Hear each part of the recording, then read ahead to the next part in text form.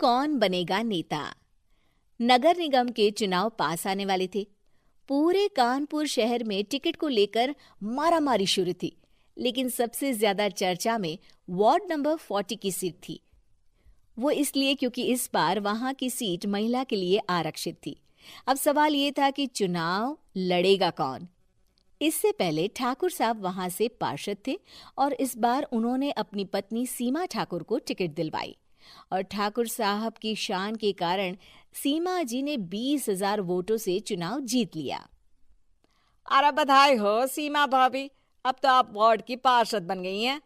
अब तो हमारे काम आप ही करवाएंगी। अरे ये तो सिर्फ नाम की पार्षद बनी है, वो तो महिला सीट आ गई, वरना पार्षद तो मुझे ही बनना था।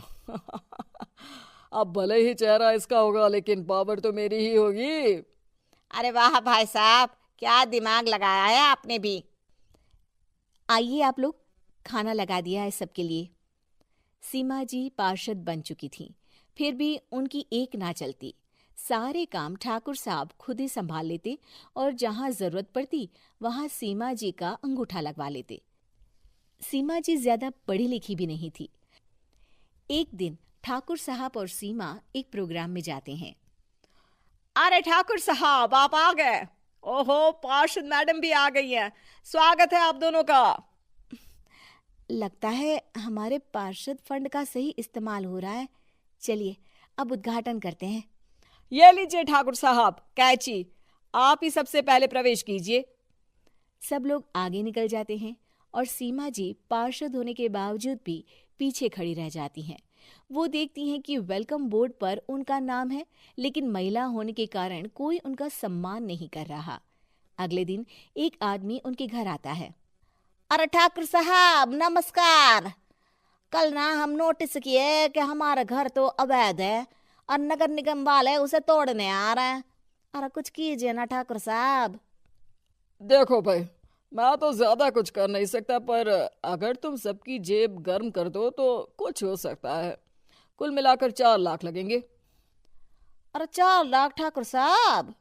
अरे भाई, मैं अपने लिए नहीं मांग रहा हूँ। दरोगा है, इंजीनियर बाबू है, बड़े साहब है, सबको देना पड़ता है ना थोड़ा थोड़ा। बोलो है मंजूर? तभी वहां अचानक सीमा जी आ जाती हैं। अरे ये आप क्या कर रहे हैं? पहले इन्हीं लोगों से तो आपने वोट मांगे, अब इनसे ही पैसे ले रहे हो।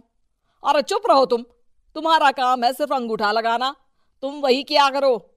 मुझे दूसरे काम तुम मत सिखाओ, समझी? और तुम ना जाओ, अब पैसे लेकर आओ, वरना जेसीबी किसी भी वक्त आती होगी। सब कुछ ऐसे ही चलते रहता है।